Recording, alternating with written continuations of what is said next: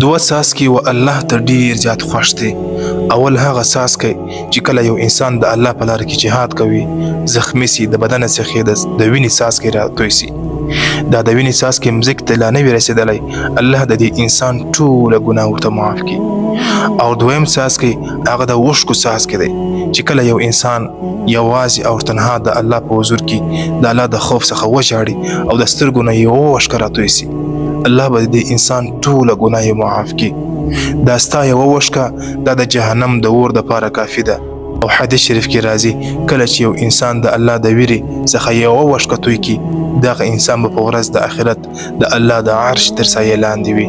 کله ناکله د الله په حضور کې په تنهایي کې د خپل ګناهونه در یاد کا، او د الله عذاب در یاد کا، د قبر عذاب در یاد کا، او د الله د خوف څخه وژاړه. دا ستا د سترګو یوه اوښکه دا دومره قیمتي ده چې دا د جهنم د اور دپاره کافي ده. دا به تا د جهنم د اور څخه راګرځوي. که مې دا پیغام خوښ سوی وي، ضرور د خپل ملګرو سره شیر کړئ. الله به تاسو ته اجر در نصیب کړي.